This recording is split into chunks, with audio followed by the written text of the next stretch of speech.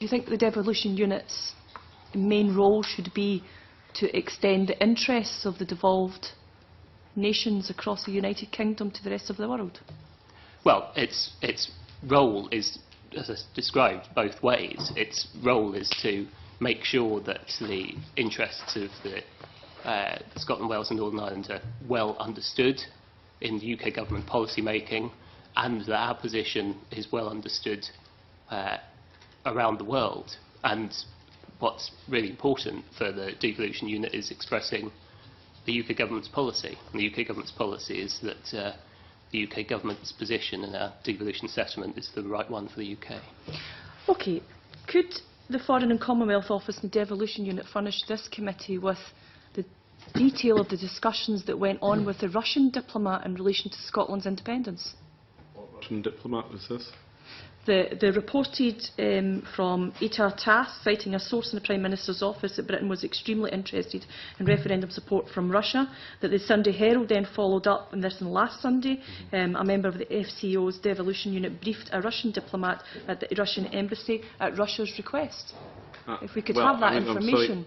What are we being asked to provide here? It seems somewhat the actual detail inchoate. of the conversation that went on. You're asking me to provide detail of conversations between two people, neither of whom you name. What I can give you is I've briefed an official from the Russian embassy.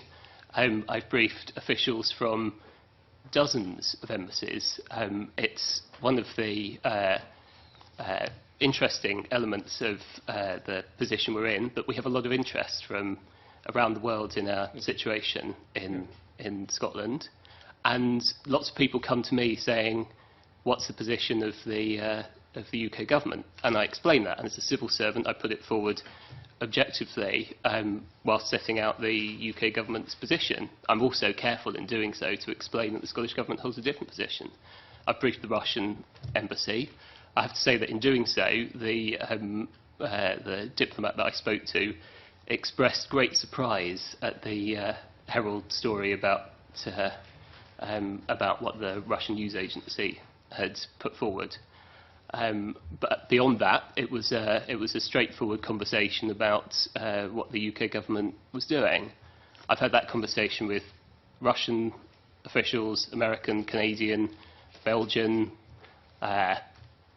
Philippines, Kurdistan, Italians. I mean, it goes on and on because everyone's interested, and I think that's quite a good thing. It certainly put Scotland's position much more prominent in the world stage. Could you furnish this committee with some of that information, all the countries that have been briefed on a one-to-one basis, and what the basis of that briefing was? Yeah, absolutely. Well, actually, I don't know that that's really something for us to give an undertaking Majority of it has been released under FOI anyway, so we would like the rest of it. Indeed, but I mean, you've just given a very wide specification there, and it would be for the Foreign and Commonwealth Office to release information about what they have done.